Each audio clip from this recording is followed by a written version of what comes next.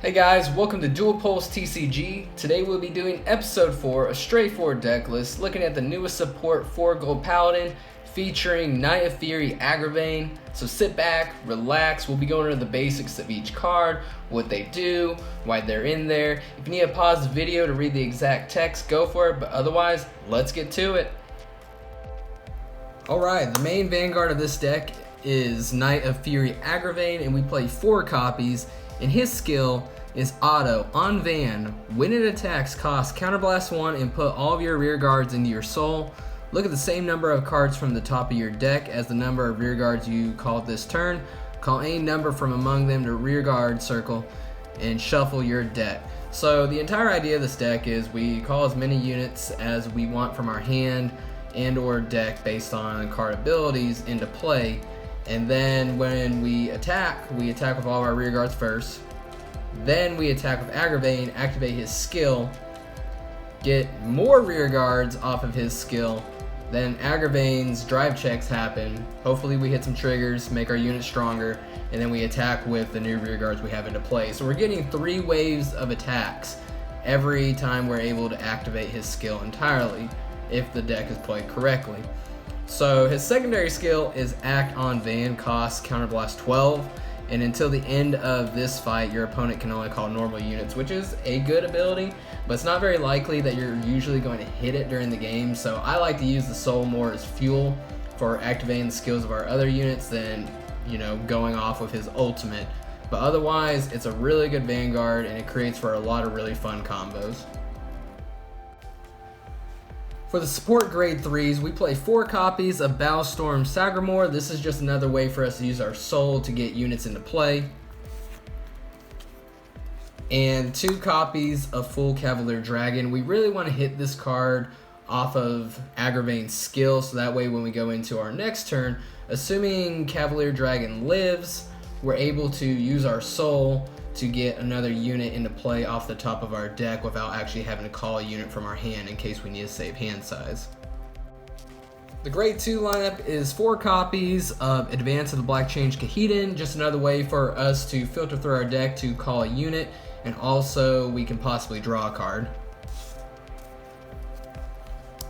4 copies of Knight of Hardwork Eleanor. She can get really big if we're able to call at least 4 units.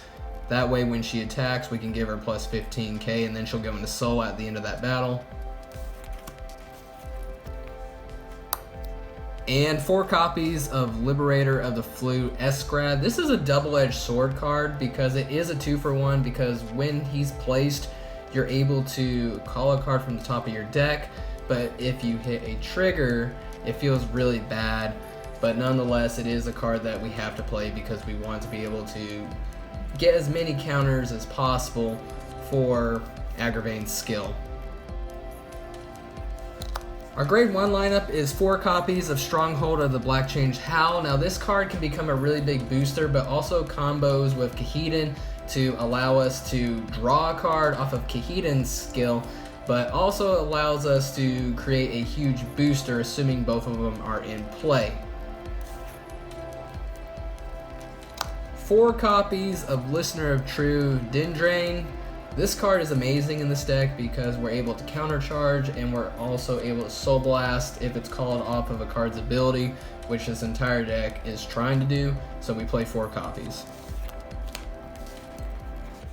And 3 copies of Knight of Elegant Skills Gareth. Now I opted to play with this card instead of a few other options because at times you need to be able to get over a defensive trigger, and if we are able to get Gareth off of Agravain's skill, if we have the Counterblast available, we can Counterblast 1 to make him a 18k base card.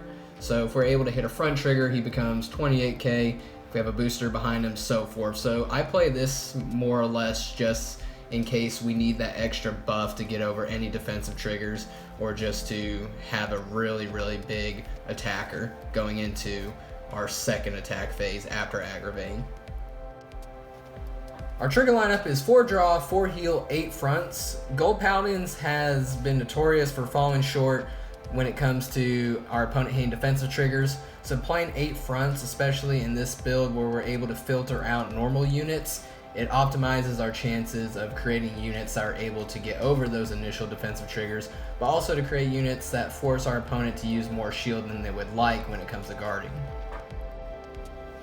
Thanks again guys for watching the video. If you enjoyed it, smash that like button and subscribe to the channel if you haven't already for more future content. It really means a lot to me. But let me know in the comments below which archetype of Gold Paladins in Standard you prefer. Do you like the older Ezel builds, or do you like the newer Agravain builds? Let me know in the comments below, but until next time guys, I'll see ya.